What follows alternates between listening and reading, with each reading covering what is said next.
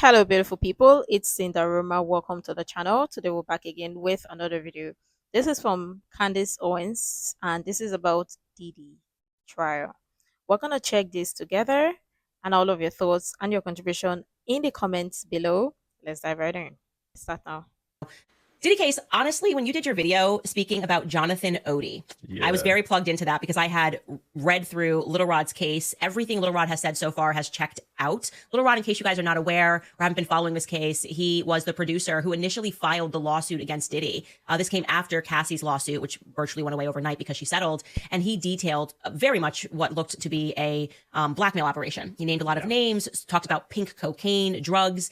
And Ian then does this video where he goes backwards and speaks about a man named Jonathan Odie. Can you update my audience on who Jonathan Odie is? Most people remember the video. It was in 2018. He was the Trump Doral hotel shooter, and he's like a bald guy, and everyone's seen clips of him or photos of him in his like weird hospital gown with one arm out and one arm.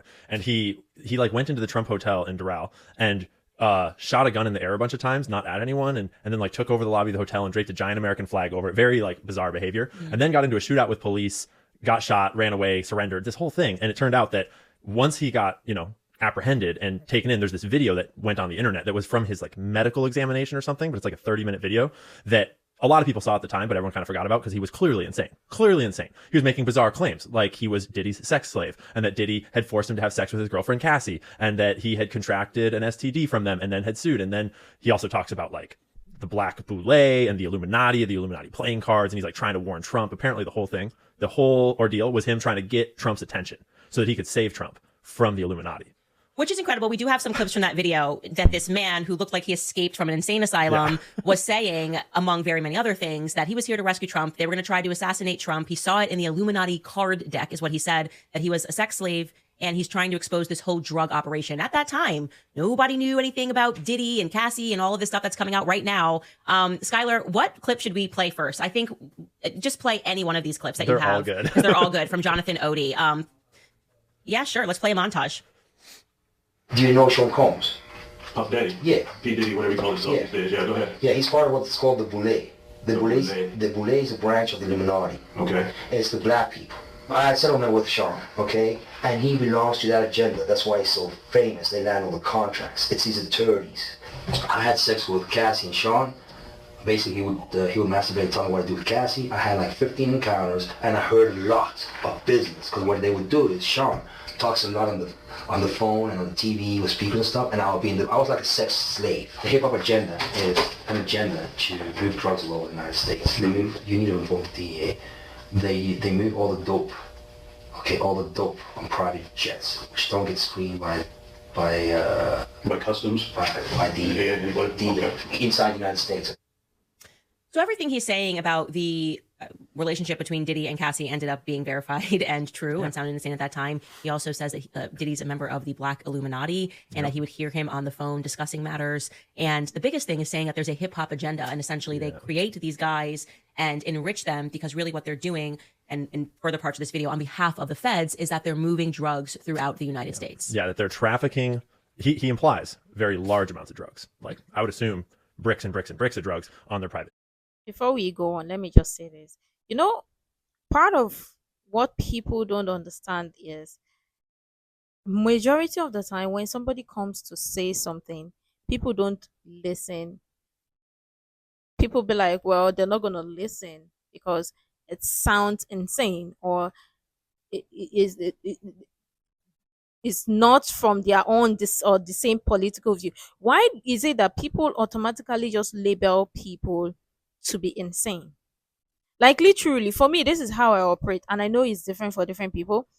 Regardless of your case or regardless of how it is, whatever you say, I'm gonna listen. I'm definitely gonna listen, even if I'm not gonna take everything you've said, but I'm gonna listen and pay attention to what you said. Yeah, because most likely there are some things that are gonna be quite interesting that would make sense, but people just automatically condemn, and later they realize that, oh, somebody said this, or somebody once told me about this. Oh, let's go back to referencing. It doesn't even make any sense, because when was that video done, or when did he say that? And well, what year now?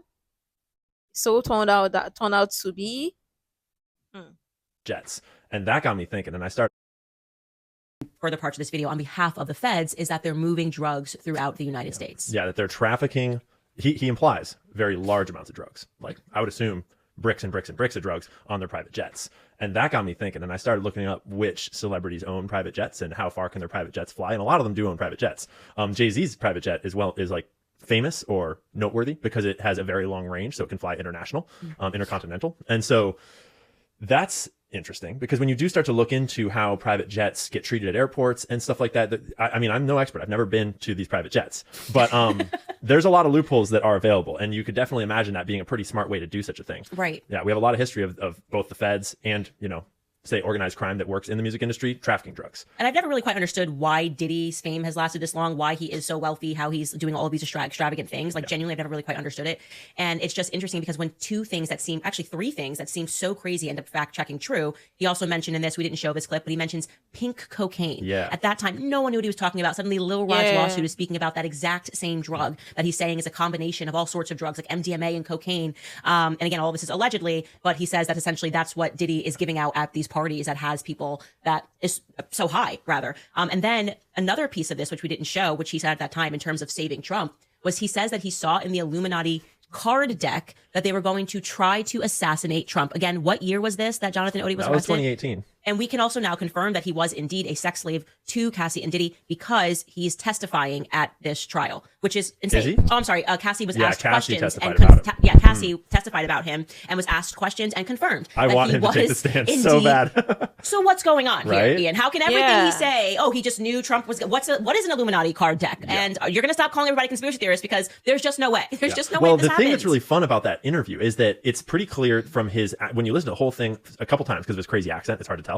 But it's clear that he details very specific things about his encounters with Diddy and Cassie, that he's clearly remembering actual events, especially now that we have confirmation that he's not entirely crazy.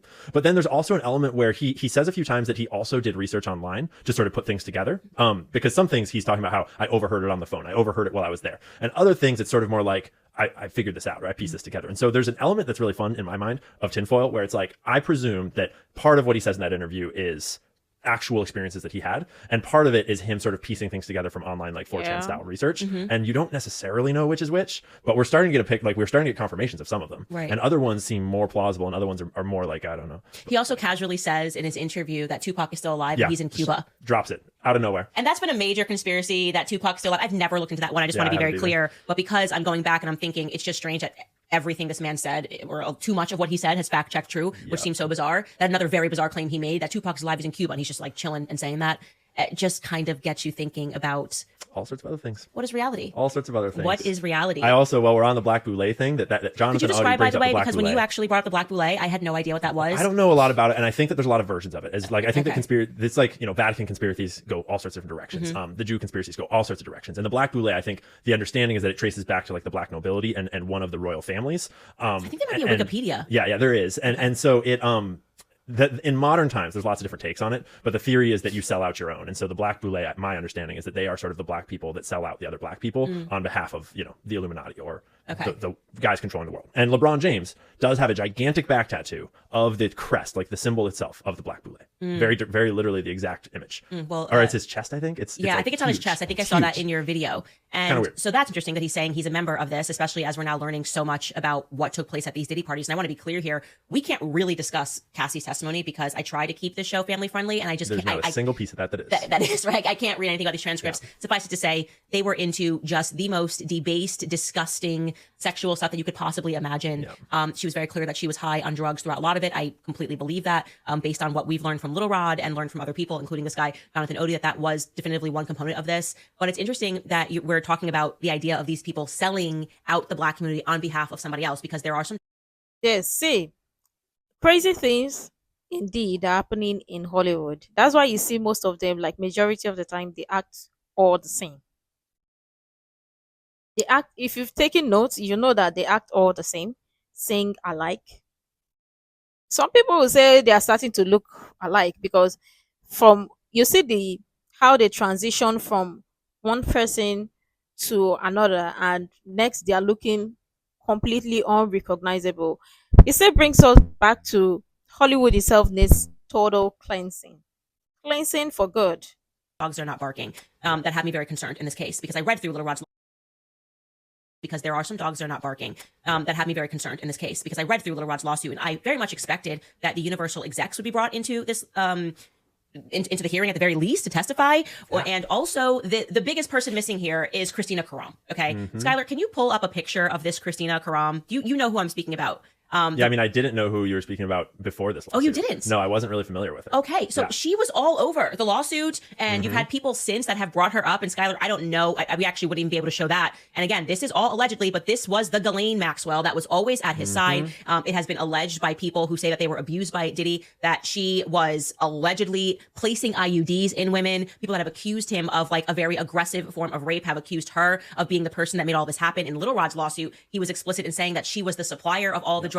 She's just gone. Like she's just, for some reason, they thought we have to take down Diddy, but it was very clear in Little Rod's lawsuit that Diddy was kept high intentionally because of her, because she was instructing people to keep him drugged, allegedly on this pink cocaine, and she's gone. Like I could not find a trace of this woman on the internet. How is that possible? What a coincidence. What a coincidence. The Universal Music execs. Did you read what was in the lawsuits about that? Yeah. Please. No, I mean, these lawsuits were in a lot of ways my introduction to all these people. Like, I didn't know who Lucien Grange was before I read those lawsuits. I wasn't paying attention to pop culture. But the moment you read those lawsuits, it's immediately apparent, and just logically apparent, that if Diddy's throwing all these parties, Universal Music Group is in some way financially involved. But the lawsuit alleges that they're directly financially involved. And the lawsuit alleges that Lucien Grange frequently attended them and probably funded some of them, and certainly had secret meetings, or at least allegedly had secret meetings with Diddy frequently. In his bedroom. Yeah, in his bedroom for an hour or more. And so all of that, like, even suppose, Lucien Grange and Universal Music Group, they get taken off of Little Rod's lawsuit, which was very strange. Very strange. Very Why weird. would you just remove them from a lawsuit that people are getting drugged? If you're going to go after Diddy, how can you not?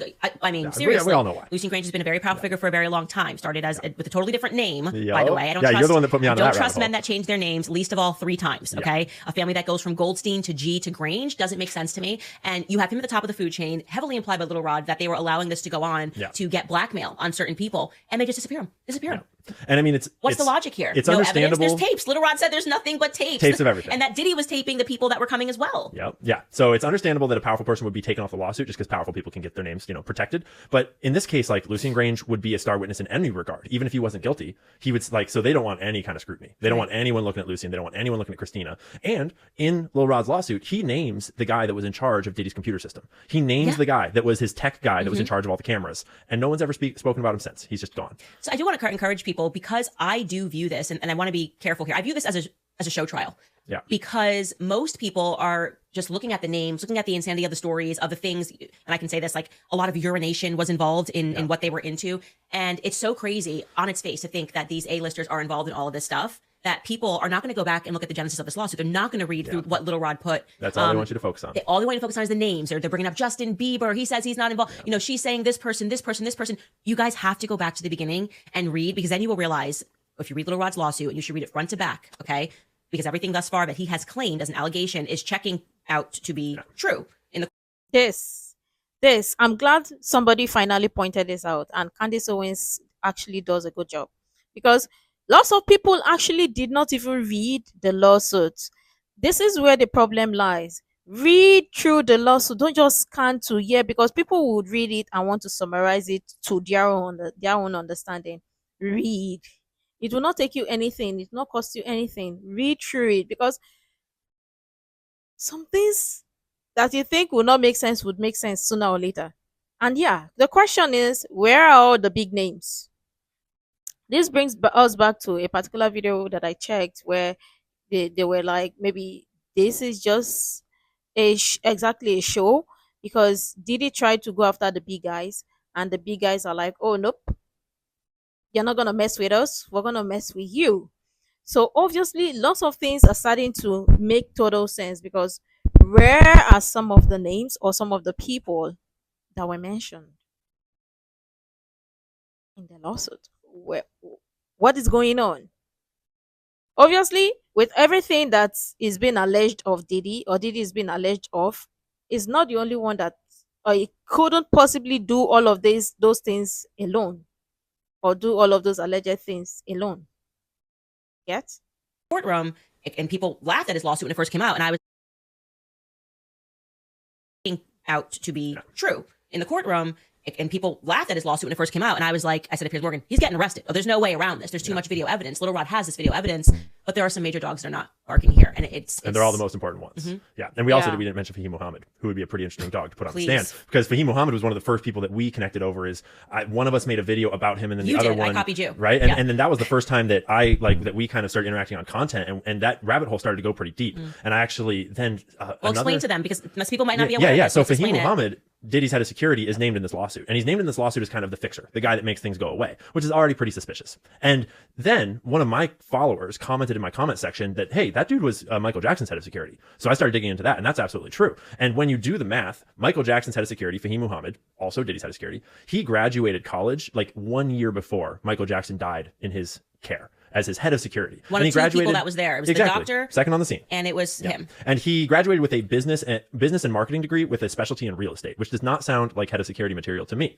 And then another researcher found out that he owns a whole bunch of land through his real estate company right on the border of Mexico. And there's actually local news television footage of him.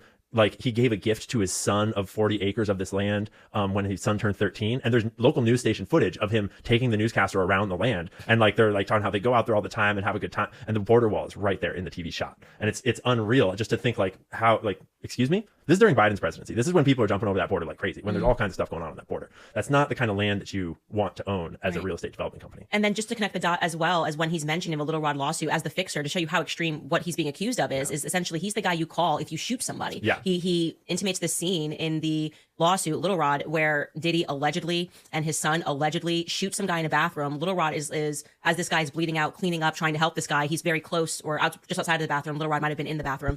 And he knows that after Diddy and his son come up and shoot this guy, he's trying to apply pressure to the wound. And they know that you have to call this guy, and he'll get the correct person over at LAPD to come over, and they'll tell a lie. And he says that the next day the press ran a story that there was a drive-by shooting. He's like, that's not what happened at all. And it made me really think about the book Chaos that so many people on my podcast have listened to and watched. Have listened to, and it's describing a corrupt LAPD with feds that are involved and know how to disappear certain things. And we know that to be factually true based on the Charles Manson murders. So this makes me super uncomfortable. Why is this man not being brought to heel? Why do we not have this individual taking the stand and answering questions about any of that? I mean, there's so much. Before we go on, let me just say this. You know why none of this is surprising or shocking is the fact that you watch it in the movies, you hear in the music videos, and also in their lyrics. And you really think somebody may or might not just want to act upon it? Like, seriously, Hollywood needs total cleansing. Being brought to heel. Why do we not have this individual taking the stand and answering questions about any of that? I mean, there's so much wrong with this picture. I mean, so let's run with the idea of what the mainstream media is picturing Diddy's operation as just a bunch of depraved sex. The head of security of that operation is the first dude you should be talking to, because the head of security for Diddy's depraved sex ring is going to know about everything that happened. He's going to know where the people were, how they came in, where they left through, all of it. And so the fact that no one's mentioned Fahim Muhammad yet, and maybe they will, maybe they'll bring him in, but I haven't heard his name yet at all in relation to this trial. And so you couldn't paint a better picture for a show trial that is designed to be salacious and crazy and wild and scandalous in all the wrong directions. And hide what was really going on, because it's still going on. It is still going on. I want to get your opinion on Cassie, because it's an interesting one, and she's definitely a victim of domestic violence, but then people testifying to how she was involved. Complicated issue to kind of look at. You know, do you see Cassie here as the victor and the victim of this situation, or do you see her as somebody who's actually getting away with having done a lot before we... Okay, so Cassie, this is complicated. I don't really know how I feel about it. It's a lot, I think. First and foremost, there's no question she's a victim. We've watched this woman get beat on camera. She was definitively in a domestic violence relationship with domestic violence rather. And there's a lot that comes with that, like, you know, anguish, pain. You want to go back to the person, think that they can protect you. And I also want to be clear that she met Diddy when she was 19 years old, which is so different from the Harvey case. I keep stressing to people, these women were like 27 to 30 years old. They knew what they were doing. Cassie's brain was not developed. She sees Diddy walk in. He's got so much power and money. Women are attracted to that, and thinking he can take care of her, and he kind of gets her in this scenario. But it is hard to know, as Jonathan Odie says, and other people have said, is that she was involved in some of the abuses that were happening to other people. So it's just interesting to kind of consider Cassie in this, where what she has done is definitively heroic in exposing everything and in taking the stand. But do you wipe her clean of everything that she's done and think, like, you know what, she was really in a really bad situation, and she stayed in that relationship for 10 years, by the way. So it wasn't like it was a short relationship. It was 10 full years of this. It's a good question. I think that I do absolve her of guilt, specifically because of what's written in her lawsuit. In the sense that when you're 19, and in her lawsuit, my memory of it is that she actually took a while to be taken in by him. She wasn't immediately like, oh my gosh, Diddy, I'm gonna like whook. But rather he like plied her over the course of a year, and eventually it was with drugs that he eventually got through to her, and he kind of like drugged her one night and then like took her out and then sort of like weaseled his way into her life, is the way it was portrayed. And that is in her words, obviously trying to paint herself in the best light probably. But when you're 19 and drugs that are very quickly very addictive are involved, and very serious physical abuse is involved from that early age, and the types of abuses we're talking about, when you try to leave, when you try to wrong him at all, the ways that people describe Diddy's abuse, from that age onwards, that does something to your brain that I do not blame her for. Her complete, because like, let's be real, Diddy's a bigger dude that could beat her senseless, that we've seen beat her senseless, right? Absolutely. And so if she's complicit in any of those crimes while she's, you know, with him, that is Diddy's crime. Right. And we have more than enough evidence to see that's Diddy's fault and Diddy's crime. And then when you top it all off with her having the gumption to bring that case and to stand up and speak and to file that lawsuit, which started all these lawsuits, she's the one that opened the floodgates here. That's incredibly brave. And that's something that all the women that came before her, all the men that came before her, all the sex slaves that came before did not do, right? And so Thank you. I'm glad somebody pointed that out, because people are not even seeing the other side. And I get it. Everybody is entitled to their opinion, and everybody's opinion is most likely going to be different. But the person that gets it gets it. That's just the truth. Because listen, there are some people who don't even know, and I keep saying this and I'm going to say it again. There are some people who don't know they're in a toxic relationship until they're out of it. And there are some people who love toxicity in the sense that in their mind, or that's who they are the toxic one, but it is better if it's done to them by somebody. That is when they now realize that, oh, it is toxic. But if they are the one inflicting the pain on themselves, they don't know that it is bad. But if someone else is doing it to them, then they realize it is bad. Now there are different ways to look at it. There are some people who are complacent to toxic relationship or whatever. There are some people who are not. But yeah, with this case, or with this, you have to look at it on both ways or from different angles of different sides. And yeah, people are still going to be entitled to their opinion. But again, I love what Ian just said here, and that is where I stand. I'm inclined to think of Cassie as a bit of a hero But in this she situation. did settle. She did settle. She did I think settle. she settled, then she released the tape. Somehow got the tape out, which I think was really brave. I tend to agree with you. I Yeah. think the only part that I struggle with is that, and this is philosophical again, so I'm not casting any judgment, but when the victim then victimizes, think about that person who she victimized. And they're like, no, I distinctly remember Cassie threatening me, because this has come out and they've shared text messages throughout this lawsuit of her threatening people and saying, I'm going to have this done to you or whatever. Obviously with herself feeling threatened, as she described, because she felt like, well, a person could release a tape of her at this freak off. And I'm like, okay, but what about that person? If they experience, their experience is actually, Cassie victimized me. It gets so convoluted, but I think you do have to kind of go back to the beginning and go, yeah, she was 19. She was plied with drugs. She was plied with alcohol, and yeah, she was groomed. In my viewpoint, like, she obviously, nothing that was done was illegal. She was 19 years old. Yes. But our understanding is that women, your brain is not domestic developed. abuse is illegal, Exactly. for sure, right? Yeah. And bombing cars is illegal. No. I mean that, like, him dating her, Yeah, the their sexual relationship side, was not, illegal in terms of her age, but and somewhat consensual. and somewhat at some consensual. That's what I point. mean. But Yeah. she was still 19 and her brain wasn't developed. So it's been tricky. And you see people that are making a lot of comments. But the reality is we would not even be where we are today if it had not been for Cassie's first step in True. dropping that lawsuit Yeah. for the public to see. And then maybe that gave Little Rod the courage to then drop his lawsuit, and kind of the floodgates opened from I'm there. also I'm prone to empathizing with people of all varieties from Yeah. all walks of life, because I think that's really important. That comes from being raised by teachers, and thinking as a teacher often is you have to understand where people are coming from. And when it comes to Diddy, it's like you can do that a little bit, but it's much easier to understand where Cassie's coming from. And certainly she has committed crimes, and certainly she is not, her hands are not clean. But you have to take each person for what their life is worth and what their crimes are and what their story is. And in general, I think that Cassie's hurt and then help at the end of this situation, I think that in my mind that outweighs what she did wrong. Yeah, I tend to agree with you. I I've appreciate about it a it. I lot. do think what she's done has been It's a real actually an act tragedy. of bravery, and the whole situation is obviously tragic. And true, I agree with what they've said here. Hurt people, you know that. Obviously, this is the hard conversation that lots of people are not ready for, or do not, or are not ready to listen or hear. But obviously, I agree with all what they've said here in terms of the Cassie's case and whatever.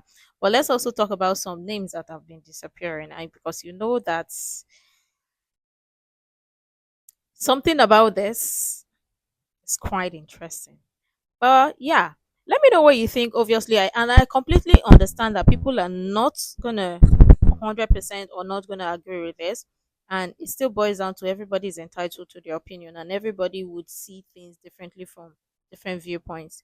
which doesn't mean that someone else's viewpoint is wrong just because you're not coming from that exact same place. But the fact that people want to make it that, oh, it has to be this or this, doesn't work, right?